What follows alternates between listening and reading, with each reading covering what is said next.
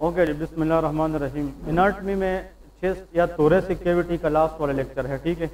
कल से इंशाल्लाह हेड एंड नेक स्टार्ट करेंगे। तो आज जो हम लास्ट टॉपिक पढ़ेंगे that is the diseases in the heart which is seen in the children by birth.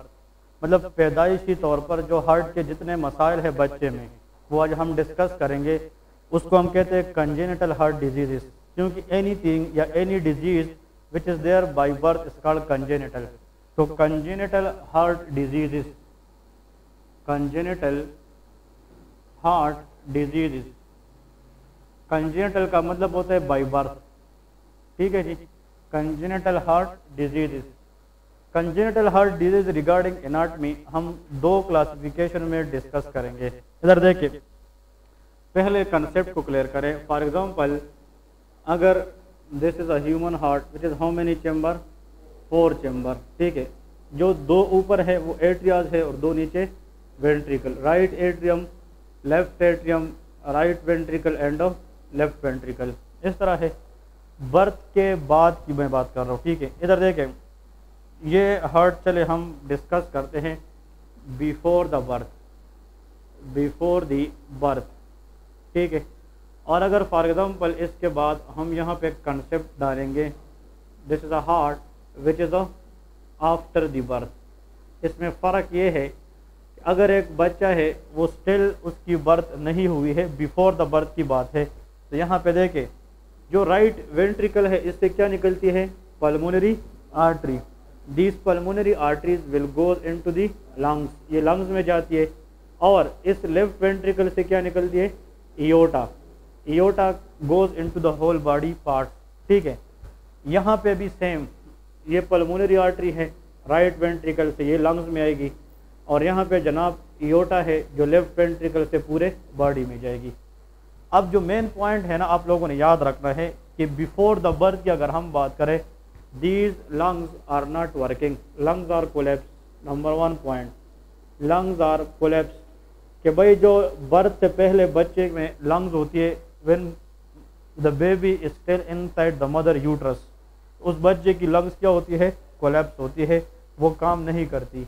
लेकिन आफ्टर द बर्थ जो चेंजेस आती है उसमें लंग्स की जो कोलैप्शन है वो ख़त्म होती है, लंग्स आर एक्सपेंड। इसमें क्या होता है, lungs are expand. Before the birth lungs collapsed होती है और आफ्टर द बर्थ लंग्स क्या हो जाती है, एक्सपेंड हो जाती हैं।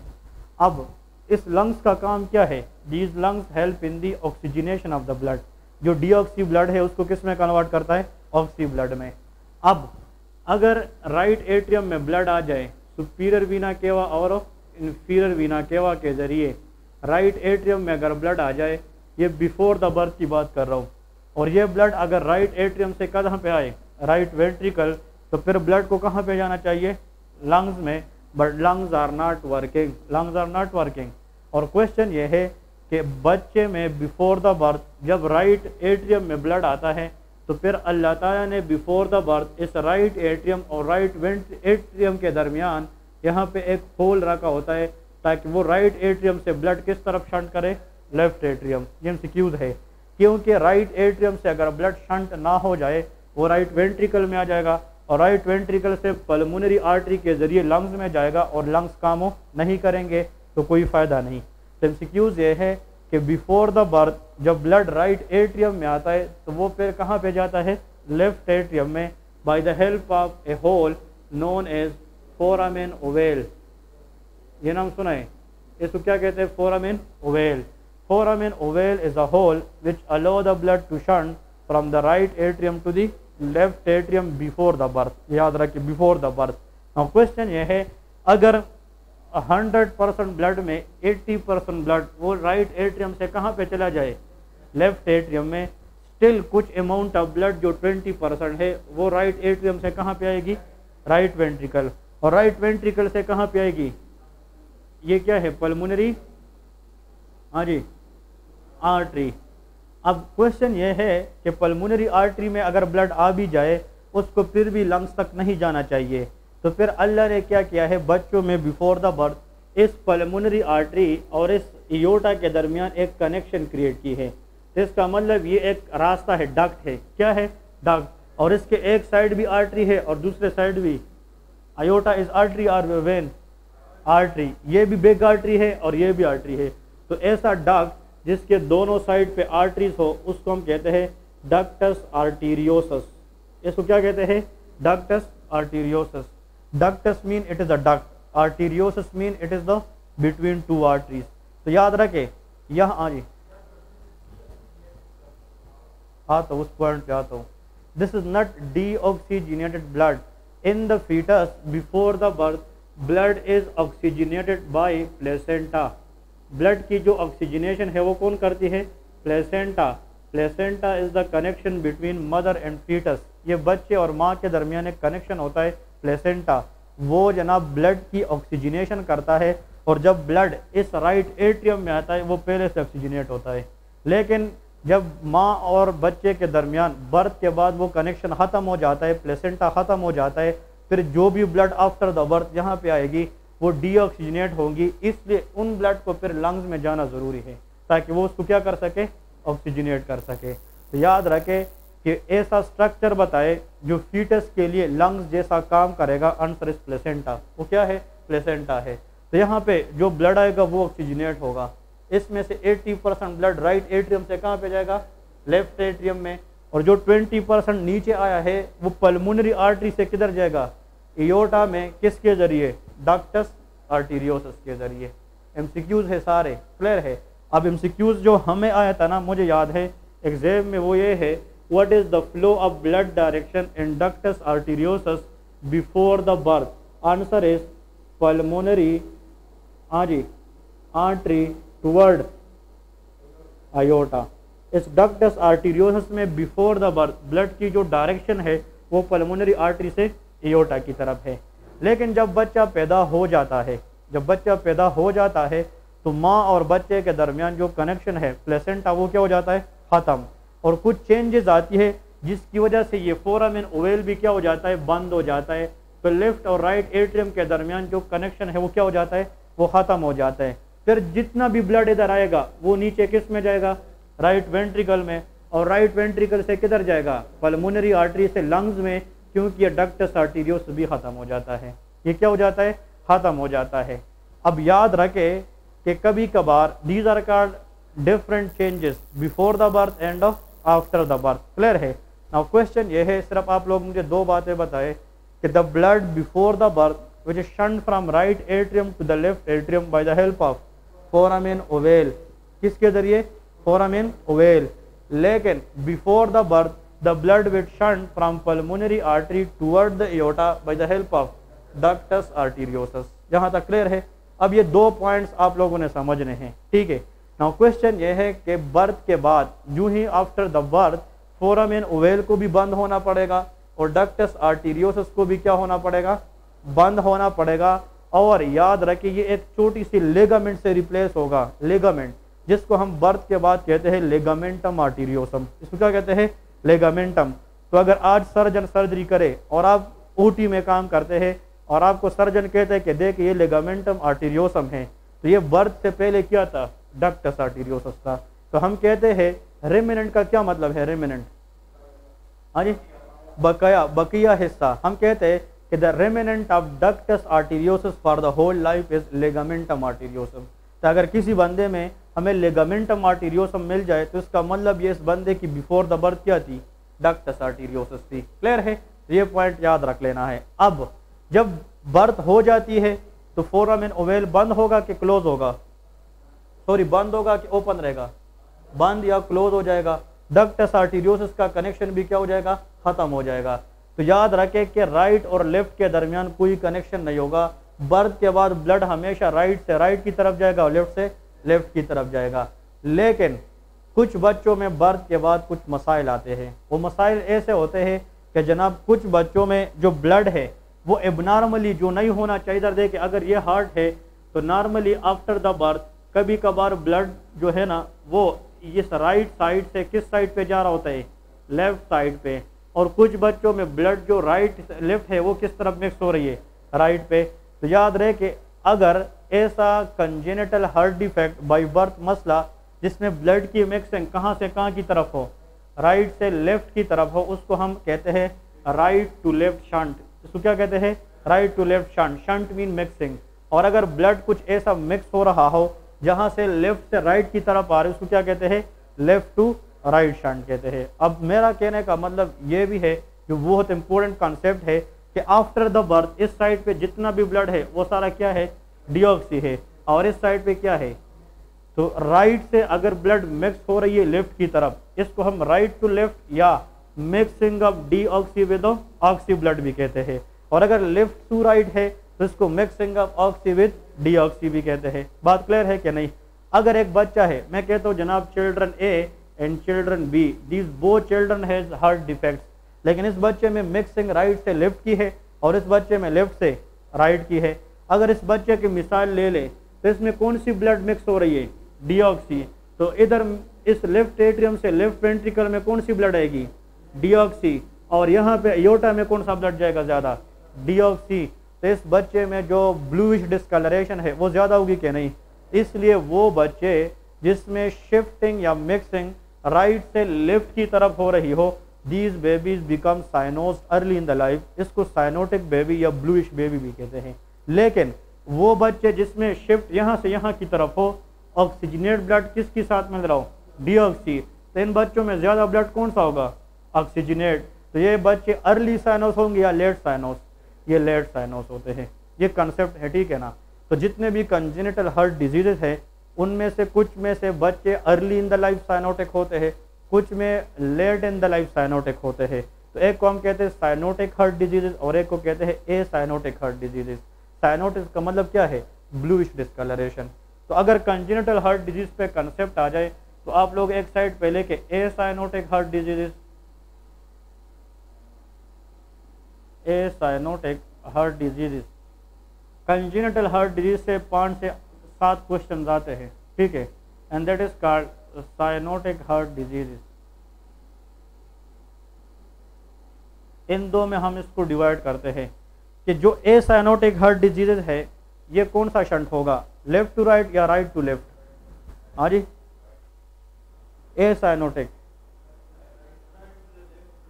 जहन में ये बिठा ले, जो साइनोटिक है ना, साइनोटिक ब्लूइश डिस्कलरेशन, इसमें मिक्सिंग डीऑक्सी ब्लड की ज़्यादा होगी और डीऑक्सी ब्लड हमेशा किस साइड पे होता है? राइट साइड पे। तो साइनोटिक राइट टू लेफ्ट है। लेकिन ए साइनोटिक कौन सी होगी? Left to right shunt. इसमें लेके it is also known as left to right shunt, ठीक है? ये लेफ्ट टू राइट शंट है, बात है नहीं यार? और इसमें लेके it is also known as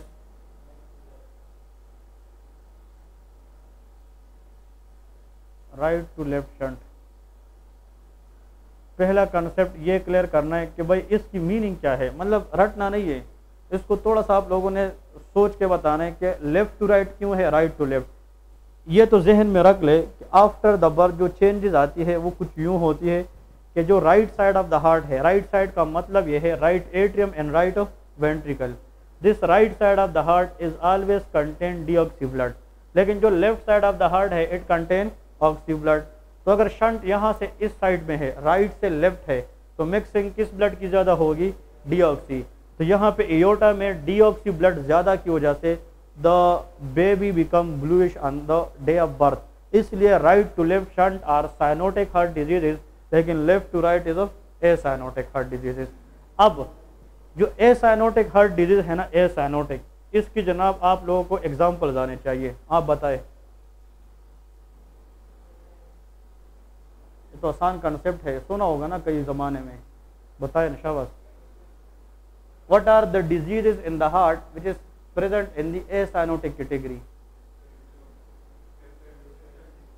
कौन सी सेप्टल डिफेक्ट तो ज़्यादा है? एट्रियल। हाँ हाँ, ओके, छोड़ इधर देखे, बस रहने दे, इधर देखे, जो इधर देखे, फॉर एग्जाम्पल अगर ये राइट एट्रियम है और ये लेफ्ट एट्रियम है, इन दोनों एट्रियम के दरमियान जो ये एरिया है ना, that is called atrial septum. इसको क्या कहते हैं? Atrial septum. और इन दोनों वेंट्रिकल के दरमियान ये क्या है? Ventricle septum. ठीक है, सेप्टम मैंने आप लोगों को ये बात की थी, it is a structure which divide one things into two. इसको हम सेप्टम कहते हैं। तो एक सेप्टम दो एट्रिया को डिवाइड करता है और एक सेप्टम दो वेंट्रिकल। अब देखिए, इसको आप लोगों ने इस तरह कंसेप्ट में याद रखना है कि जो ये सेप्टम है ना, ये कौन सा है, वेंट्रिकल सेप्टम, और ये एट्रियम, क्योंकि इसका एक साइड राइट एट्रियम है, दूसरे साइड लेफ्ट एट्रियम। इसका एक साइड राइट वेंट्रिकल है तो दूसरी साइड पे left ventricle. So this is a septum which separate two atrias. ये एट्रियल सेप्टम है और ये दो वेंट्रिकल को सेपरेट करते तो ये वेंट्रिकल सेप्टम है। अब इधर देखिए, एक चेंज ये होता है ना, एक चेंज बिफोर द बर्थ और आफ्टर द बर्थ। जो बिफोर द बर्थ बात है ना, बिफोर द बर्थ, जब बच्चा still inside the mother uterus होता है, right side of the heart pressure is much more higher than the left side of the heart pressure. लेकिन जब बर्थ के बाद लंग्स क्या हो जाते हैं, एक्सपेंड, तो लंग जब एक्सपेंड होंगे तो राइट साइड पे प्रेशर क्या हो जाएगा, ड्रॉप, और लेफ्ट साइड का प्रेशर क्या हो जाएगा, बढ़ जाएगा। Right side of the heart pressure is higher before the birth but left side pressure is higher after the birth. बात क्लियर है कि नहीं? अब इधर देखिए, अगर एक बंदा है राइट आफ्टर द बर्थ, इस राइट साइड से ब्लड यहाँ पे जाना चाहिए नहीं, या यहाँ से यहाँ पे आना चाहिए नहीं, आफ्टर द बर्थ की बात कर रहा हूँ। कुछ बच्चों में इस एट्रियल सेप्टम के अंदर इस तरह एक डिफेक्ट होता है, डिफेक्ट, और इस डिफेक्ट की वजह से ब्लड लेफ्ट एट्रियम से कहाँ पे मिक्स कर रही है, right. Why? Because which side blood pressure is high, left और right, left. After the birth की बात करो, बर्थ के बाद left side pressure is much more higher than the right side, तो ब्लड लेफ्ट साइड से कहाँ पे जाएगी, राइट साइड पे। लेकिन ये ब्लड की जो मिक्सिंग है ये एक डिफेक्ट है, लेकिन ये किस सेप्टम में डिफेक्ट है, एट्रियल सेप्टम या वेंट्रिकुलर? तो ऐसे डिफेक्ट को हम ASD कहते हैं, एट्रियल सेप्टल डिफेक्ट। तो जो अब ये एट्रियल सेप्टल डिफेक्ट जो ASD है, तो इससे जो मिक्सिंग हो रही है वो लेफ्ट से राइट हो रही है, राइट से लेफ्ट, लेफ्ट से राइट। तो लेफ्ट टू राइट शंट में the first defect is ASD, atrial septal defect. इसमें पहला जो डिजीज आता है उसको ASD कहते हैं, that is called atrial septal defect. Next MCQs, कुछ बच्चे होते हैं उसमें मसला एट्रियल सेप्टम में नहीं बल्कि किस सेप्टम में होता है, वेंट्रिकल सेप्टम में। तो अगर इसमें कोई ऐसा मसला है जिसकी वजह से ब्लड की मिक्सिंग लेफ्ट वेंट्रिकल से किसकी तरफ हो, राइट, फिर भी लेफ्ट टू राइट है, लेकिन ये कौन सा मसला होगा, that will be not in the atrial septum but it is in the ventricle, so it is called VSD, ventricle septal defect. तो देखे, if defect in the septum atria ASD, अगर डिफेक्ट वेंट्रिकल सेप्टम में है तो क्या है, VSD है। अब इधर देख, एक और पॉइंट, यहाँ पे इस पल्मोनरी राइट वेंट्रिकल से क्या निकलती है, what is this, pulmonary arteries, और कहाँ पे जाती है, लंग्स में, और यहाँ से क्या निकलती है, इयोटा। अब इस इयोटा और पल्मोनरी आर्टरी के दरमियान बर्थ से पहले कनेक्शन था, डक्टस आर्टेरियोसस। क्या था, डक्टस आर्टेरियोसस। ये बर्थ के बाद क्या होना चाहिए, क्लोज होना चाहिए, एक लेगामेंट से रिप्लेस होना चाहिए, लेकिन कुछ बच्चों में ये ductus arteriosus still after the birth भी क्या रहता है, ओपन रहता है। तो एक डिफेक्ट है कि नहीं, मसला है ना। लेकिन इसका डक्टस आर्टेरियोसस का फ्लो ऑफ डायरेक्शन क्या है, flow of direction pulmonary artery से एयोटा की तरफ। पल्मोनरी आर्टरी कहाँ से निकलती है, राइट वेंट्रिकल। तो इसका मतलब pulmonary artery is a right side structure, जो एयोटा है वो किस साइड से है, लेफ्ट। तो इसका जो डायरेक्शन है ना फ्लो का बिफोर द बर्थ, वो पल्मोनरी आर्टरी से एयोटा की तरफ है, it is right to left shunt. लेकिन ये तो नॉर्मल है, ये तो डिफेक्ट नहीं है बिफोर द बर्थ, लेकिन आफ्टर द बर्थ अगर ये ओपन रहा तो फिर क्या है, वो डिफेक्ट है। और आफ्टर द बर्थ जो प्रेशर चेंजेस आती है वो लेफ्ट साइड पे ज्यादा होगा, प्रेशर राइट साइड पे कम। तो अगर ये ductus arteriosus after the birth भी ओपन रहा तो उसमें जो फ्लो है वो इसी तरह होगा कि रिवर्स हो जाएगा, वो रिवर्स। फिर फ्लो कहाँ से, एयोटा से किसकी तरफ आएगी, पल्मोनरी आर्टरी। तो aorta is on the left side, this is on the right side. तो ये कौन सा शंट में आएगा, लेफ्ट टू राइट या right to left, left to right में आएगा। किस में आएगा, लेफ्ट टू राइट। और ऐसा कंडीशन जिसमें आफ्टर द बर्थ भी ये डक्टस आर्टेरियोसस क्या रहे, ओपन रहे, ऐसे डिजीज को हम कहते हैं patent ductus arteriosus, patent ductus arteriosus, जिसको हम कहते हैं PDA। क्या कहते हैं, PDA। PDA stand for patent ductus arteriosus. A condition in which still the ductus arteriosus remain open, इसको हम क्या कहते हैं, पीडीए और पेटेंट डक्टस आर्टीरियोसस। तो पेटेंट देखे एक साल क्वेश्चन आया था ना कि what is the flow of direction of blood in ductus arteriosus, answer will be flow of direction in ductus arteriosus from pulmonary artery toward aorta, लेकिन flow of direction in patent ductus arteriosus from aorta toward pulmonary artery. ये MCQs याद रखे। तो sentence को देखे कि वो ductus आर्टीरियोसस पूछ रहे हैं या patent ductus arteriosus. Patent mean it is the problem, it is after the birth problem, और ductus arteriosus is the normal shunt before the birth. तो अगर डक्टस आर्टीरियोसस पूछे ना, उसमें बर्थ के पहले जो फ्लो डायरेक्शन है वो पल्मोनरी आर्टरी से एओर्टा की तरफ है, लेकिन अगर ये डक्ट आफ्टर द बर्थ भी ओपन रहा तो फिर जो डायरेक्शन है फ्लो ऑफ द ब्लड की वो एओर्टा से किस साइड पे जाएगी, पल्मोनरी आर्टरी की तरफ जाएगी। तो एओर्टा किस साइड पे है, लेफ्ट साइड पे, पल्मोनरी आर्टरी राइट साइड पे। तो this PDA is example of left to right shunt. Clear है? So how many diseases are considered left to right? 3, ASD, VSD and PDA. इन सब में जो मिक्सिंग है वो लेफ्ट साइड से राइट साइड को होगी और इसमें ऑक्सीजनेट ब्लड डीऑक्सी से मिलेगी, तो बच्चे अर्ली साइनोस नहीं होंगे। इसलिए इन ग्रुप ऑफ डिजीज को हम क्या कहते हैं, ए साइनोटिक हार्ट डिजीज कहते हैं। क्लियर है? अब आते हैं कि व्हाट आर द कंडीशन या diseases present in cyanotic category. याद रखें नंबर 1 इसमें एक आता है टेट्रोलॉजी ऑफ फेलोट। टेट्रोलॉजी, ये वर्ड सुना है, टेट्रोलॉजी ऑफ फेलोट। फेलोट इसको TOF भी कहते हैं, टेट्रोलॉजी ऑफ फेलोट। ठीक है, याद रखें ये एक डिजीज है। Tetralogy of Fallot congenital heart disease है जो किस कैटेगरी के में आता है, साइनोटिक हार्ट डिजीज में। टेट्रोलॉजी का मतलब tetra mean 4, very good. Tetra mean 4, logy mean study. इस बच्चों के अंदर 4 डिफेक्ट्स थे जो फेलो कार्डियोलॉजिस्ट ने मालूम किए थे, इसलिए आजकल उसको टेट्रोलॉजी ऑफ फेलो कहते हैं। Fellow was a cardiologist, for the first time he found this tetra mean 4 thing in a single baby, therefore it is called tetralogy of fellow.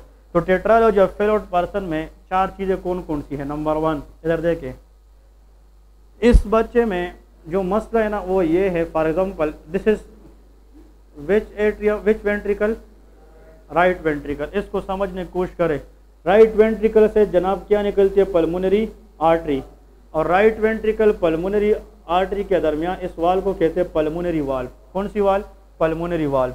अब इधर देखिए इन बच्चों में ये मसला है कि इन बच्चों की जो पल्मोनरी वाल है ये बाई बर्थ बहुत ज़्यादा नेरो होती है। क्या होती है, नेरो, और narrowing of the wall is called stenosis. तो टेट्रोलॉजी ऑफ फेलोट बच्चे जितने भी होते हैं इनमें से एक मसला ये होता है कि there is pulmonary stenosis. Number 1 तो पल्मोनरी स्टीनोसिस इन बच्चों में होती है कि पल्मोनरी वाल वो देन नॉर्मल क्या होती है, नेरो होती है, पल्मोनरी स्टीनोसिस। अब अगर जनाब देखे पल्मोनरी वाल किस 2 चीज़ों को कनेक्ट करती है, ये राइट वेंट्रिकल को किसके साथ कनेक्ट करती है, पल्मोनरी आर्टरी। अगर पल्मोनरी वाल नैरो है तो फिर ब्लड राइट वेंट्रिकल से आर्टरी में ज़्यादा जाएगी कि कम, कम जाएगी। तो ज़्यादा ब्लड कहाँ पे रहेगी, राइट वेंट्रिकल में, और ज़्यादा ब्लड की वजह से ये साइज में क्या हो जाएगा, बढ़ जाएगा। Increase in the size of cell or ventricle is called hypertrophy. तो राइट वेंट्रिकल क्या हो जाएगा, हाइपरट्रोपी। तो नेक्स्ट इन बच्चों में जो मसला है वो है right ventricle hypertrophy, right ventricle hypertrophy. Next point, तो कितनी चीज़ें हो गई, 2। और इन बच्चों में इधर देखे राइट वेंट्रिकल और लेफ्ट वेंट्रिकल के दरमियान बी डिफेक्ट होता है किस सेप्टम में, वेंट्रिकल सेप्टम में। तो उसको क्या कहेंगे, VSD, वेंट्रिकल सेप्टल डिफेक्ट। और आखिर में जनाब एक और पॉइंट इसमें होता है, उसको कहते हैं ओवर राइडिंग ऑफ एओर्टा। मतलब एओर्टा की जो पोजीशन है वो ख़राब होती है, मतलब वो लेफ्ट वेंट्रिकल से सही तरीके से अराइज नहीं होता, उसको क्या कहते हैं, over riding of aorta. Aorta ऐसा दिखता है कि जिस तरह लेफ्ट वेंट्रिकल के ऊपर से राइट करके आई है, लेकिन लेफ्ट वेंट्रिकल से उसकी ओरिजिन सही मालूम नहीं होती। तो इधर देखें हमारे पास ये कितनी चीज़ हो गई, 4। Pulmonary stenosis, right ventricle hypertrophy, VSD and overriding of aorta, अगर ये चार मसाइल एक ही बच्चे में आ जाए इसको टेट्रालॉजी ऑफ फेलोट कहते हैं। तो एक साल क्वेश्चन में ये भी आया था कि all of the following are the components of tetralogy of Fallot except, तो याद रखे ये चार चीज़ें आप लोगों को फिंगर टिप्स पे आनी चाहिए। क्लियर है? तो टेट्रालॉजी ऑफ फेलोट एक ही डिजीज़ है, लेकिन इस एक डिजीज़ के अंदर बच्चे में कितनी डिफेक्ट्स होती है? चार होती है। और याद रखे इसको हम कहते हैं प्रूफ। प्रूफ याद रखे, proof. P mean pulmonary stenosis, right ventricle hypertrophy, overriding of aorta and VSD। तो प्रूफ याद रखे, proof is the mnemonic how to remember the list of tetralogy of Fallot. Clear है? VSD alone, मैं क्या कहा, VSD अगर alone अकेला जाए इट विल बी एसाइनोटिक, लेकिन अगर VSD इन कंपोनेंट का हिस्सा बन जाए it will B tetralogy of Fallot. इसमें ये है, ठीक है। VSD अलोन, एक ही बच्चे में अगर सिर्फ VSD है तो दैट इज व्हाट, एसाइनोटिक। लेकिन इन बच्चों में VSD भी होगा, लेकिन on the day of birth वो साइनोस भी होंगे, ब्लूइश होंगे। जब हम इको करते हैं तो VSD के साथ साथ राइट वेंट्रिकल भी बड़ा होगा, पल्मोनरी वाल्व की स्टीनोसिस भी होगी। तो फिर इन चीज़ों के साथ साथ VSD का होना कौन सी डिजीज की तरफ इशारा है? Tetralogy of Fallot. क्लियर है? तो ये पॉइंट्स याद रखने हैं। वो कौन सा एसाइनोटिक डिजीज है विच become cyanotic in tetralogy of Fallot? Answer is VSD, वो VSD है। नेक्स्ट आते हैं नेक्स्ट डिजीज की तरफ। एसाइनोटिक में भी हमने कितने पढ़े? जवान सिर्फ एक ही पढ़ा, एक। इस एक का ये चार कंपोनेंट है। मतलब टेट्रालॉजी ऑफ फेलोट एक साइनोटिक हार्ट डिजीज है जिसमें कितनी कंपोनेंट्स हैं? चार। अब सेकंड नंबर लेके, सेकंड नंबर को कहते हैं transposition of the great vessels. Transposition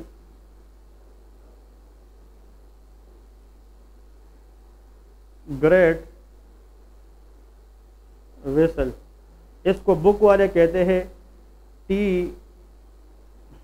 TOGV, transposition of the great vessels.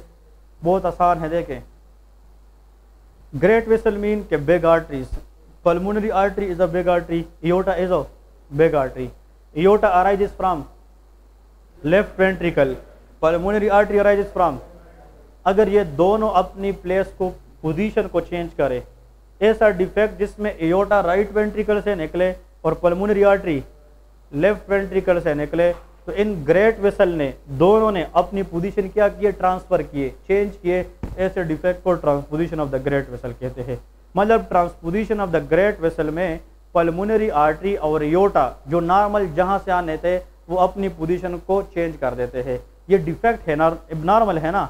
Normally तो एयोर्टा लेफ्ट वेंट्रिकल से आना चाहिए, पल्मोनरी आर्टरी राइट वेंट्रिकल से। अगर ऐसा डिफेक्ट जिसमें बाई बर्थ बच्चे में एयोर्टा राइट वेंट्रिकल से आया हो और पल्मोनरी आर्टरी लेफ्ट से निकला हो, उसको हम transposition of the great vessels कहते हैं। ये भी एक डिजीज है। क्लियर है? नेक्स्ट, सारी स्ट्रक्चर उसी तरह आएगी।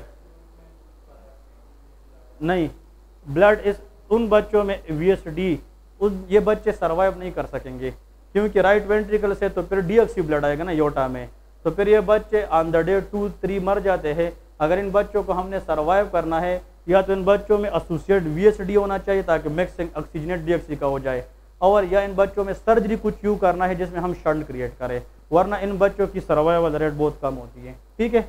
नेक्स्ट इसमें लेके ट्राइकस्पिड एट्रेजिया। कौन सी डिजीज? Tricuspid atresia.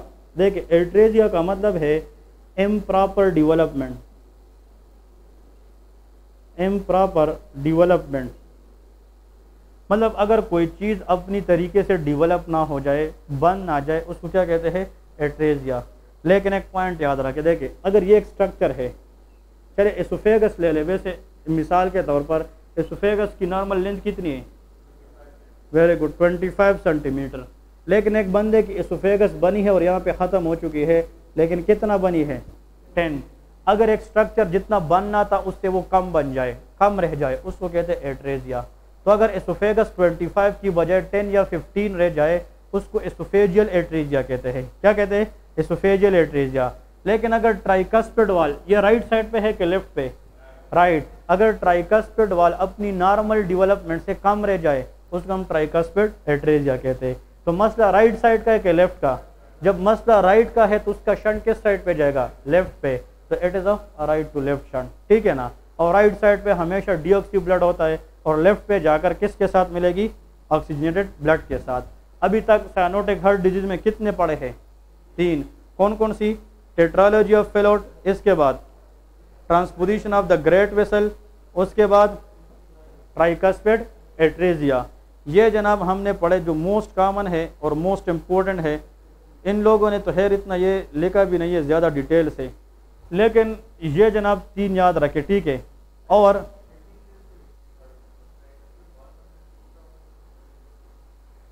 ओके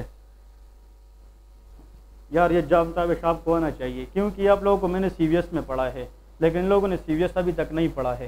इधर देखे, जब बेबी में एम्ब्रियोलॉजिकली हार्ट बनता है ना, heart is formed in the baby at the 4 week of pregnancy, ठीक है। अब यार देखे, जब हार्ट बनता है, this heart act as a single cavity. Heart कितनी केविटी है, सिंगल। इस हार्ट के इधर मिड में एक टिश्यू होता है, इन टिश्यू को कहते हैं एंडोकार्डियल कुशंस। ये हम पढ़ेंगे सीवीएस में। Endocardial cushions are the tissues present in the centre of the heart, ठीक है।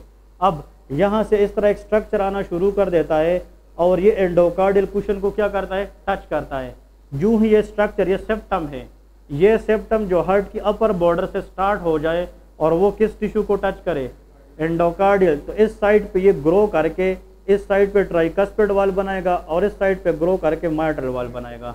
बात समझ आ गई क्या नहीं। तो ये राइट एट्रियम बन गया और ये लेफ्ट एट्रियम और ये एट्रियल सेप्टम बन गया। बात क्लियर है। मैं हार्ट को बनाऊंगा एम्ब्रियोलॉजी में कि हार्ट कैसा बनता है, लेकिन अभी उसका टाइम ही नहीं है। लेकिन क्वेश्चन ये है कि अगर फॉर एग्जांपल ये एंडोकार्डियल कुशन सही तरीके से नीचे ना आ पाए, ठीक है, या ये टच तो कर जाए लेकिन इसको प्रॉपर स्टिमुलस ना दे, तो फिर ये ट्राइकस्पिड वाल सही तरीके से नहीं बन पाएगा, ये छोटा रह जाएगा, छोटा। और जब ये छोटा रहेगा तो राइट एट्रियम का जो ब्लड प्रेशर है वो इस पर ज़्यादा रहेगा कि कम, ज़्यादा रहेगा। एक वक्त आएगा कि इस सेप्टम को परफोरेट करके ब्लड की शंटिंग राइट से लेफ्ट की तरफ करेगा, ठीक है।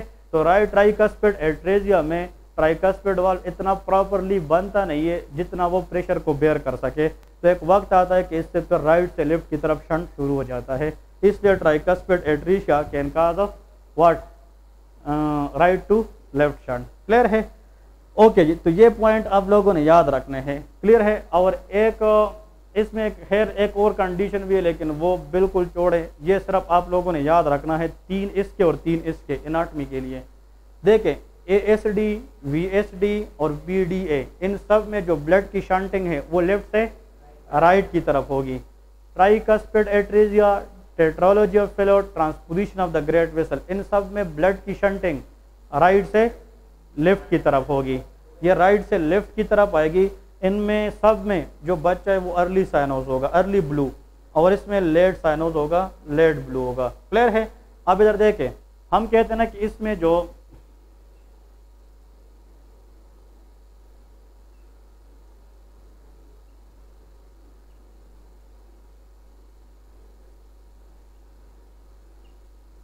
इसमें एक में लेट आता है और एक में अर्ली ब्लू आता है, ठीक है। लेकिन इसमें जो आप लोगों को पता होना चाहिए, या खैर एक इसको ना लेके आसान करा देता हूँ इस कॉन्सेप्ट को, कि ऐसा कंजेनिटल हार्ट डिजीज़, ऐसा कंजेनिटल हार्ट डिजीज़ जिसके वर्ड में डी आता हो, क्या आता हो, D, ASD, VSD, PDA, all these disease are left to right. ये सारे क्या होते हैं, लेफ्ट टू राइट। मतलब ऐसा कंजेनिटल हार्ट डिजीज जिसमें डी का कंपोनेंट हो वो हमेशा कदर पर जाएगा, लेफ्ट टू राइट। और ऑल टीज जिसमें टी आता हो, tetralogy, transposition, tricuspid atresia, those diseases in the heart by birth which start from T, it will be right to left shunt. इस तरह भी याद रखना है, ठीक है ना।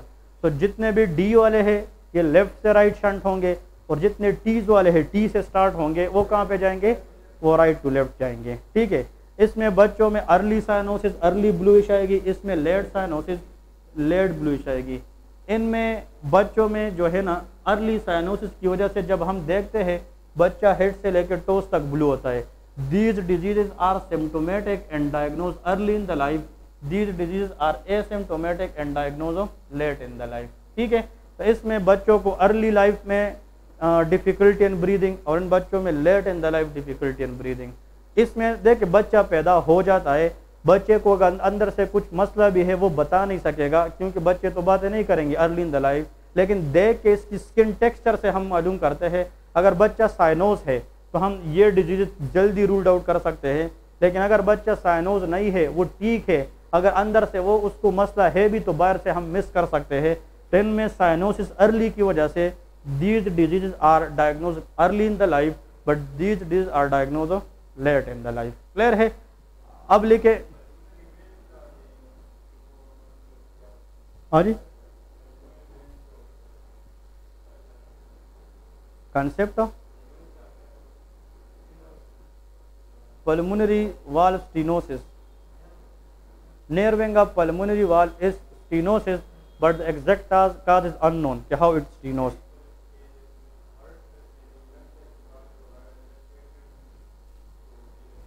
राइट वेंट्रिकल से पल्मोनरी आर्टरी में ब्लड तब आएगा जब पल्मोनरी वाल्व नॉर्मल हो, लेकिन इन बच्चों में पल्मोनरी वाल्व नैरो हो तो आए, इसलिए इन बच्चों में पल्मोनरी स्टेनोसिस होगा। एक पॉइंट, फिर ये ब्लड यहाँ से यहाँ पे कम आएगा कि ज़्यादा?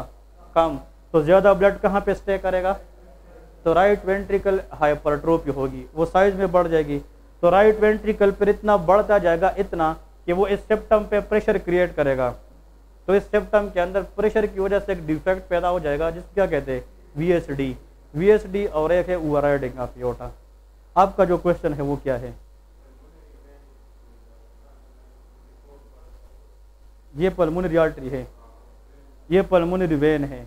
Pulmonary vein will drain into the left atrium. ठीक है,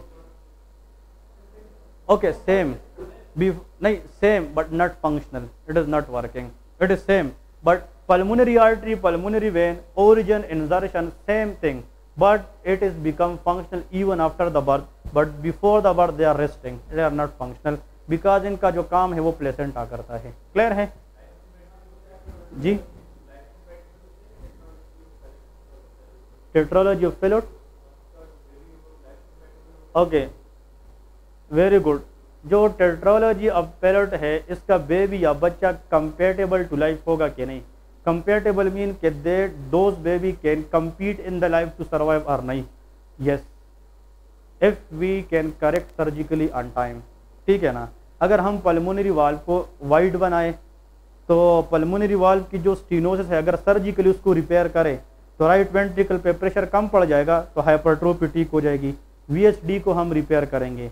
All congenital heart diseases they are 99% corrected by surgically, क्योंकि अगर एक डिफेक्ट है, एक सुराख है दिल में, उसको मेडिसिन नहीं बल्कि सर्जरी ठीक कर सकते हैं। Repairing surgery is the key. लेकिन ये है कि a best cardiologist, a best cardiac surgeon can do the surgery, it is not a game. ठीक है, ये एक चैलेंजिंग टास्क है, लेकिन those babies who are cyanotic babies they have be corrected very very early in the life to compete in the life. लेकिन इन बच्चों को अगर हम कुछ करें भी नहीं, they become asymptomatic, but these babies become symptomatic when they reach up to the 50 year age। मतलब 40-50 साल तक भी इन लोगों में मसला हमें नहीं पता होता। ये लड़के या ये जो बेबीज होते हैं, ये बाद में सिम्टोमेटिक इसलिए होते हैं कि according to the age heart के ऊपर प्रेशर क्या हो जाता है? बढ़ जाता है। तो फिर इनमें से कुछ लोग हाइपरटेंशन के शिकार होते, कुछ लोग इस तरह कार्डियक फेलियर के शिकार होते। फिर उन लोगों में वो आते हैं हाइपरटेंशन के मसले में, वो आते हैं हार्ट फेलियर के पेशेंट में। लेकिन जब उन लोगों में हम एक्सीडेंटली एक इको करते हैं तो उसको हम कहते हैं यार आपकी जो है ना एट्रियल सेप्टम में डिफेक्ट है, आप तो ASD का भी पेशेंट है। तो वो कहते हैं कि मुझे कभी ज़िंदगी में महसूस ही नहीं हुआ है। तो these people are remain throughout the life asymptomatic mostly, लेकिन these babies has to be corrected within first year of life. मतलब पहले साल के अंदर अंदर इन बच्चों को करेक्ट करना चाहिए, वरना इन बच्चों में डीऑक्सीजनेट ब्लड ज़्यादा होने की वजह से इन बच्चों में oxygenate blood all the time क्या रहेगी? कम, and there is hypoxia, and oxygen ना होने की वजह से brain neuron can not survive. Therefore we have to correct these babies early age compare to these babies. Clear है? अब हेडिंग दे दे MCQs full. Congenital heart disease की जितनी MCQs है अब वो बना देता हूँ आप लोगों को। हाँ बताए।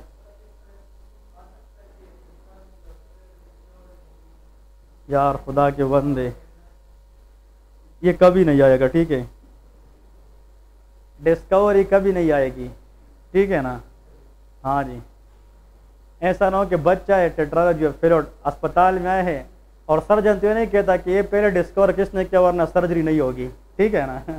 तो ऐसा क्वेश्चन नहीं आता, but it is for the knowledge, ताकि आप लोगों को याद करने में आसानी। This is the name of cardiologist, ठीक है, ओके जी।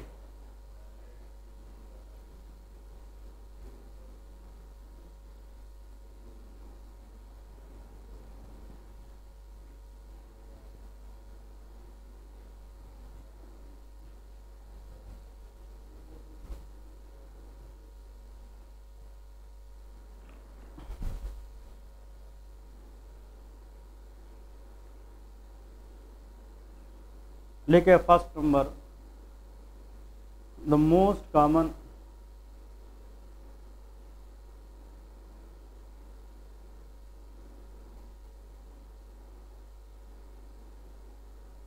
congenital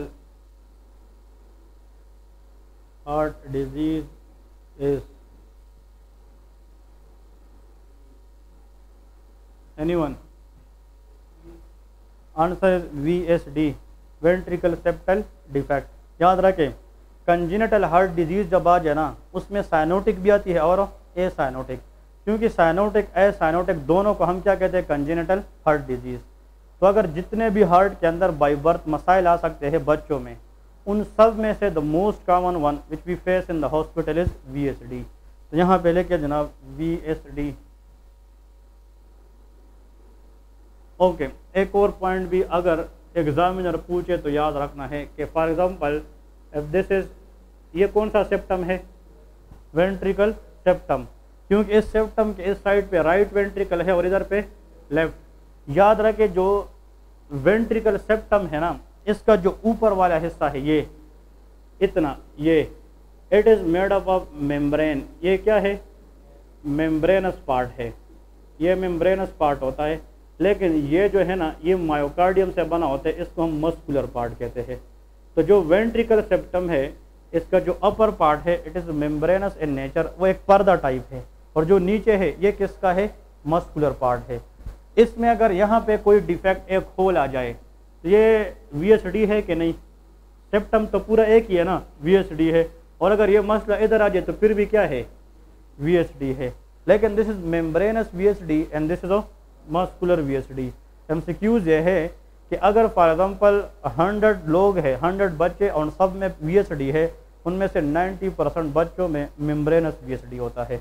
तो the most common congenital heart disease is VSD, but the most common VSD is membranes VSD। वो क्या है, मेम्ब्रेनस VSD है। पॉइंट समझ आ गई कि नहीं, ये मेम्ब्रेनस है। तो आप लोगों को ये पॉइंट आना चाहिए, मैं भी ये पूछ ले, क्योंकि जो वेंट्रिकल सेप्टम है it is made up of membrane and muscular. तो मस्कुलर VSD भी आ सकती है, लेकिन 90% VSD is of membranes VSD। Clear है। एक और पॉइंट इसमें याद रखें कि अगर फॉर एग्जांपल इसमें लिखा है कि एक बच्चा है, वो जनाब जब पैदा हो गया तो वो सही तरीके से अपने एज के मुताबिक वेट गेन नहीं कर रहा था, खाना शाना वो सही नहीं खा रहा था, बच्चे जो है ना वो बोटल फीडिंग जो है ना नहीं ले रहा था, उसकी जनाब वो डिजी था, पुअर एपिटाइट, वीकनेस था उसमें, हमने उसकी इको कराई तो उसकी जनाब VSD निकल आई। क्या निकल आई, VSD। Now but that VSD is smaller VSD। क्या थी, smaller VSD। Which one of the following should be the next step in the management. इस तरह क्वेश्चन आता है। अब अगर VSD ये सेप्टम है, अगर एक बच्चे में VSD इतना है, ये डिफेक्ट जो है ना एक बच्चे में VSD इतना है, तो इसका मतलब कि VSD अगर पेपर में आ जाए कि कौन सा VSD है, smaller VSD, what should be the next step in the management. Answer is follow up. इसका आंसर क्या है, फॉलो अप। इसका कोई भी ट्रीटमेंट हम नहीं करते, फॉलो अप है। मतलब बच्चे को आगे फॉलो अप करें, मतलब पेरेंट्स को कहे कि 1 महीने के बाद फिर से बच्चे को ले आए, फिर इको कराएंगे, क्योंकि smaller VSD sometimes spontaneously resolve. जो स्मॉल VSD होते हैं ना, ये एज के मुताबिक कभी कभार क्या हो जाता है, खुद बहुत ठीक बंद हो जाते हैं। तो अगर छोटी सी VSD है, इतनी सी छोटी सी सुराख है, उसके लिए हम ओपन हार्ट सर्जरी का रिस्क नहीं लेते। ये पॉइंट याद रखें। तो जब कभी भी ऑपरेशन होती है, सर्जरी होती है, इससे पहले डॉक्टर 1000 टाइम सोचते कि रिस्क बेनिफिट कितना है, इस सर्जरी की रिस्क कितनी है और बेनिफिट कितनी है। तो smaller VSD are spontaneously heal, ये रिजॉल्व हो जाती है खुद बहुत। लेकिन अगर VSD क्या है, लार्जर है, larger VSD, the treatment of choice is surgical correction. हम क्या करते हैं, सर्जिकल करेक्शन करते हैं। तो smaller VSD follow up spontaneously will be resolve, larger VSD surgery will be the choice. ये याद रखें नेक्स्ट MCQs की तरफ। तो ये इसके साथ पॉइंट नोट करते जाए जो बताता जाऊंगा, ठीक है। नेक्स्ट आते हैं कि डिलेड ना wide and fix splitting of S2 sound is seen in wide and fixed splitting of S2.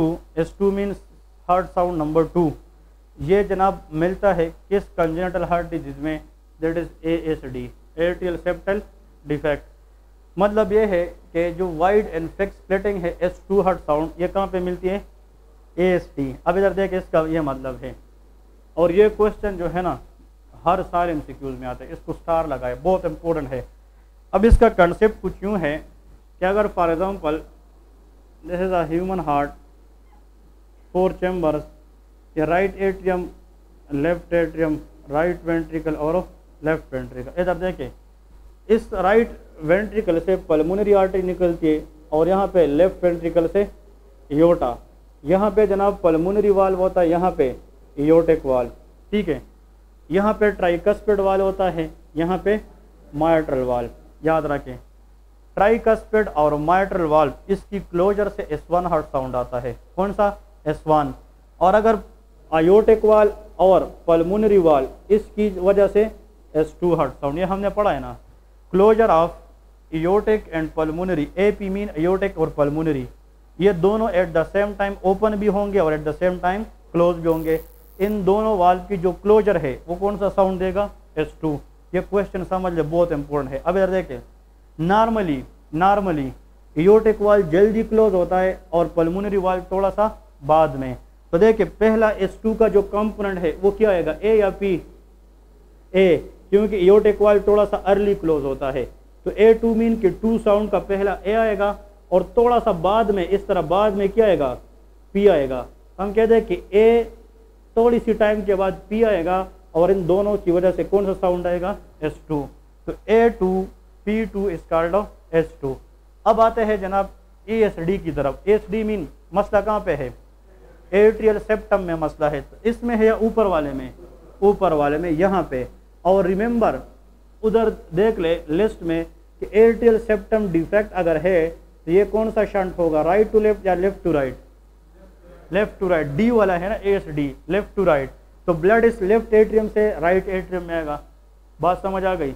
लेकिन राइट एट्रियम से तो अपना ब्लड भी सुपीरियर और इंफीरियर विना केवा से आ रहा है। तो इसका मतलब कुछ ये ब्लड अपना ये भी ले रहे और कुछ लेफ्ट एट्रियम से भी आ रहा है। तो राइट एट्रियम के लिए ब्लड क्या हो गया, ज़्यादा। उतना ज़्यादा ज़ोर से ये किसको देगा, राइट वेंट्रिकल। और उतना ज़्यादा प्रेशर ये किस पे लगाएगा, पल्मोनरी वाल पे। और वो ज़्यादा ब्लड को निकालने के लिए इस वाल को ज़्यादा देर तक ओपन रखेगा। क्या रखेगा, ओपन। तो ये वाले इस वाले पे तो कोई मसला नहीं है। इधर से ब्लड जब इधर जाएगा तो इस पे तो कम ब्लड आएगा। तो ये जल्दी क्लोज होगा कि बाद में, ये जल्दी, ये तो अपने हिसाब से जल्दी क्लोज होगा। लेकिन पल्मोनरी ने जो इधर क्लोज होना था अब वो ज़्यादा टाइम लेगा कि कम, ज़्यादा। तो कहीं यहाँ पे क्लोज हो जाएगा। तो इन दोनों से फिर कौन सा साउंड आएगा, S2। अब क्वेश्चन ये है कि इस पल्मोनरी वाल का बाद में आना क्यों, क्योंकि यहाँ पे प्रेशर ज़्यादा की वजह से पल्मोनरी वाल क्लोज होने में डिले करता है। डिले मीन देर लगाता है, क्योंकि ये ज़्यादा ब्लड उसको ज़्यादा टाइम तक क्या रखता है, हाँ, ओपन रखता है। तो देखिए नॉर्मली इसका पैटर्न क्या है, S2 का A2 P2। और ASD पेशेंट में भी क्या है, A2 P2। तो मतलब ये है कि फिक्स है ना, फिक्स मतलब रिवर्स तो नहीं है ना, P2 A2 नहीं है, फिक्स है। लेकिन एक दूसरे से वाइड है कि नैरो है, वाइड है और फिक्स है। इसको कहते हैं वाइड एंड फिक्स स्प्लिटिंग। इसको क्या कहते हैं कि A2 और P2 का जो स्प्लिट है वो वाइड है लेकिन सीक्वेंस में फिक्स है। ये किस कंडीशन में होगा? When the person has ASD। ये एमसीक्यूज आता है, क्लियर है। लेकिन एक दफा एमसीक्यूज ये भी आया है, सुन ले, कि ASD will leads to wide and fixed splitting of S2 due to option A early closure of aortic wall, delayed closure of aortic wall, early closure of pulmonary wall, delayed closure of pulmonary wall। और जो wide fix splitting का मसला है वो aortic से तो है नहीं, वो किससे है? पल्मोनरी। लेकिन पल्मोनरी वॉल डिले क्लोज होने की वजह से या अर्ली, तो एमसीक्यूज दो है, wide and fix splitting is seen in dash ASD, और दूसरा MCQs wide and fix splitting is due to delayed closure of pulmonary valve. Clear है? तो ये दोनों पॉइंट्स याद रखें। Next,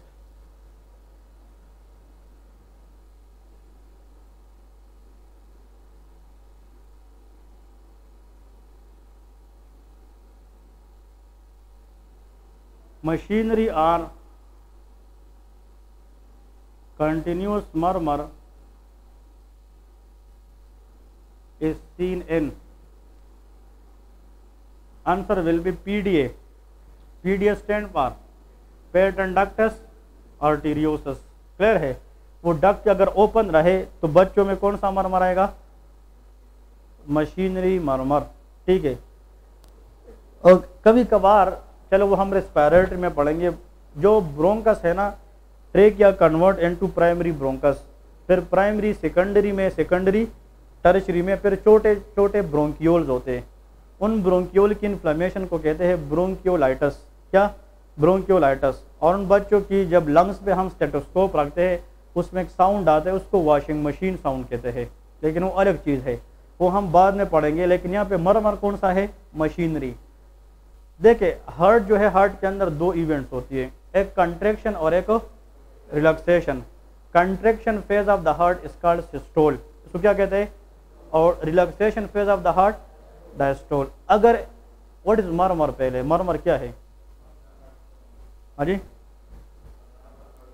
abnormal heart sound, abnormal heart sound that we hear on stethoscope, इसको क्या कहते हैं? मरमर। एक और पॉइंट याद रखें कि कभी कभार ये क्वेश्चन आता है कि thrills, THRILLS, thrills, these are also murmurs. ठीक है। कभी कभार कार्डियोलॉजिस्ट इतने एक्सपीरियंस होते हैं कि वो यहाँ पे हाथ रख कर कहते हैं कि हार्ट में क्या है? मरमर। इसको हम कहते हैं पल्पेबल मरमर। क्या? हम पल्पेट करते हैं हाथ से। अगर कार्डियोलॉजिस्ट इतना एक्सपीरियंस हो कि वो दिल पे हाथ रख कर कहे कि इस बंदे में क्या है, उसको थ्रिल्स कहते हैं। लेकिन अगर कार्डियोलॉजिस्ट इतना एक्सपीरियंस ना हो, वो स्टेथोस्कोप यहाँ पे रख कर यहाँ पे बिल के जरिए मालूम करे कि इसमें क्या है, एबनॉर्मल साउंड है, उसको मरमर्स कहते हैं। तो हम कहते हैं कि palpable abnormal sounds are thrill, लेकिन hearable abnormal sounds are murmurs, उसको मरमर्स कहते हैं। नाउ क्वेश्चन ये है कि अगर ये वो मरमर, अगर कार्डियोलॉजिस्ट कहे कि यार इस बंदे की हार्ट में एबनॉर्मल साउंड है, लेकिन वो तब आते हैं जब हार्ट कॉन्ट्रैक्शन में होता है, तो उसको हम सिस्टोलिक मरमर कहते हैं। कौन सा? सिस्टोलिक। लेकिन अगर वो एबनॉर्मल साउंड हमें तब सुने जब हार्ट किस में हो? रिलैक्सेशन में, उसको क्या कहते हैं? डायस्टोलिक मरमर।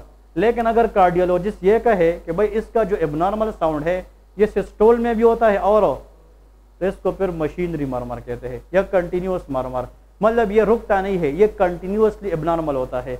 ऐसा मरमर, ऐसा एबनॉर्मल हार्ट साउंड जो सिस्टोल डायस्टोल दोनों में हमें मिले, उसको मशीनरी या कंटिन्यूस मरमर कहते हैं।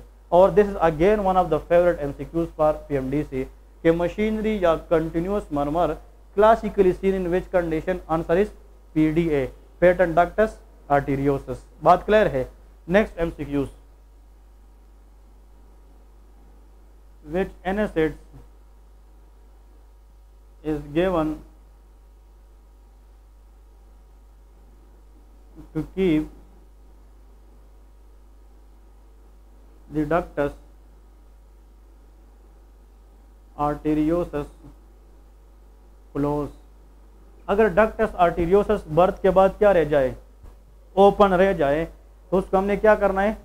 क्लोज करना है एक ड्रग देने से, दैट इज कॉल्ड एंडोमेथासिन। उस ड्रग का नाम क्या है? Indomethacin. So indomethacin is a drug, indomethacin,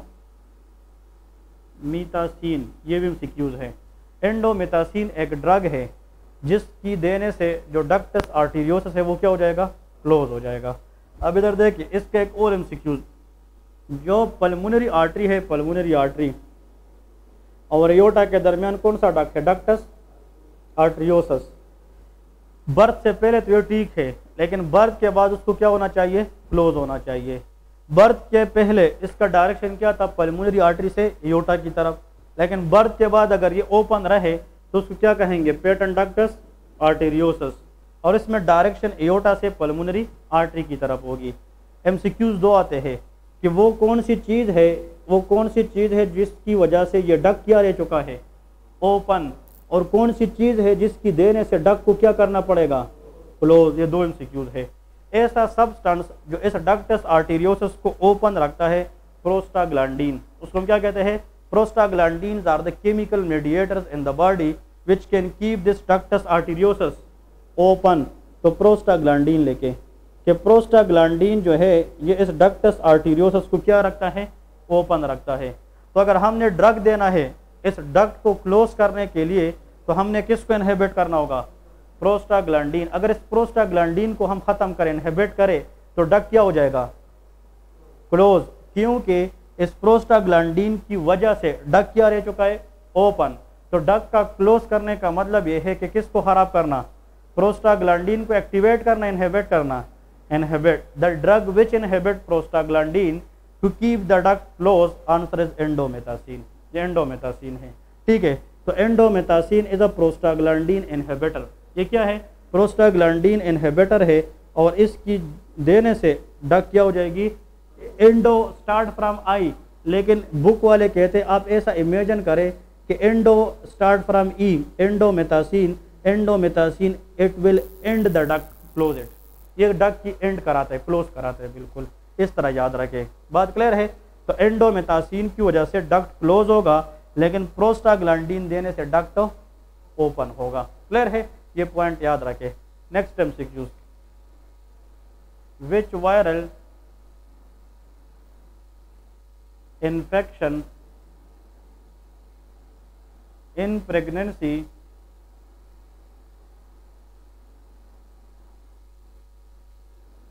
increases the risk of patent ductus arteriosus। Question ये आएगा कि अगर माँ को प्रेगनेंसी में किस वायरस का इन्फेक्शन हो जाए तो उसके आने वाले बच्चे में किस चीज़ का रिस्क होगा, patent ductus arteriosus, PDA। The virus is called rubella virus. वो कौन सा वायरस है, rubella virus. Rubella is a virus, इसका इन्फेक्शन अगर माँ को हो जाए प्रेगनेंसी में तो ये वायरस बच्चे में जाकर कौन सा काम कराएगा, patent ductus arteriosus.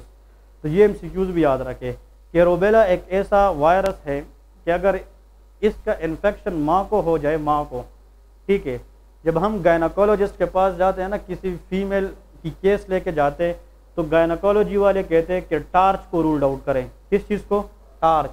Torch mean के प्रेगनेंसी में हम देखते हैं T फॉर टोक्सोप्लाज्मा, ठीक है, RO for others infection, C for cytomegalo, H for hepatitis, H पे हर्पीज वायरस, और CR पर रूबेला इन्फेक्शन।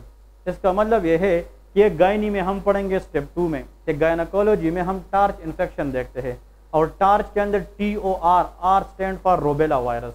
क्या, रूबेला, क्योंकि इस वायरस का इन्फेक्शन अगर प्रेगनेंसी में मदर को हो जाए तो उसके आने वाले बच्चे में डिफेक्ट के चांसेस तो ज़्यादा होते हैं। और रूबेला वायरस अगर हार्ट के अंदर कोई डिफेक्ट करा सकता है, and that will be PDA, patent ductus arteriosus. बात समझ आ गई कि नहीं।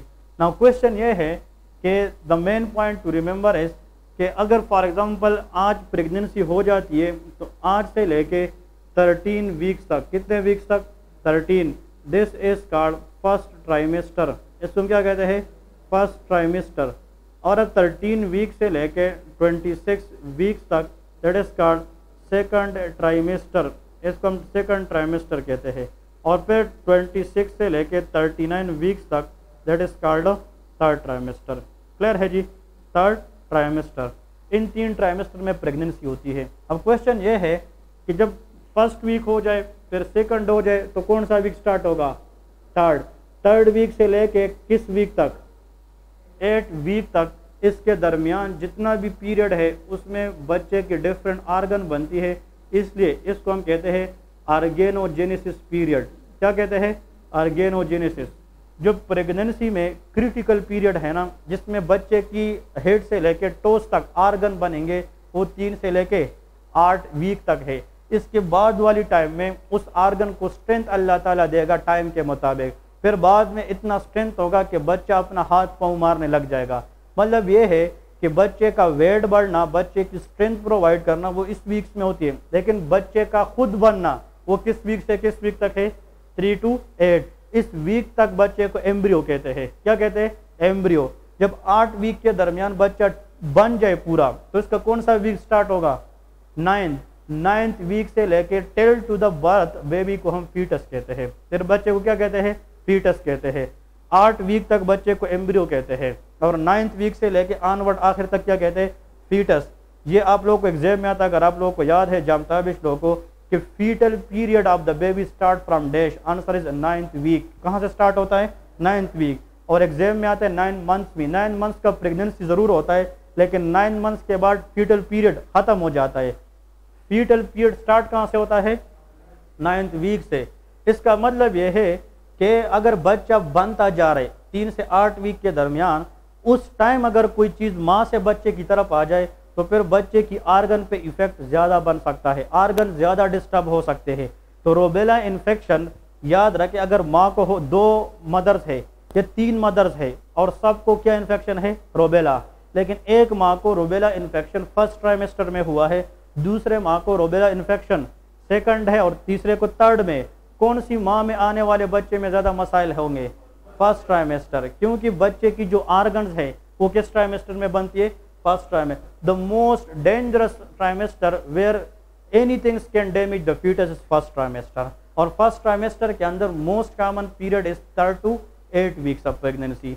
तो क्वेश्चन में ये आता है, ये आप लोग कहोगे कि इसमें सर ने इतना क्यों, ये हमें भी क्वेश्चन है, तब PMDC में भी FCPS तक क्वेश्चन है कि if mother got rubella infection at 30 week of pregnancy, कौन से week, 30, how much percent rubella infection उसको 30 वीक में हुआ है माँ को, so how much percent the baby will suffer from PDA, 5%, 10%, 15%, 0%, answer is 0%।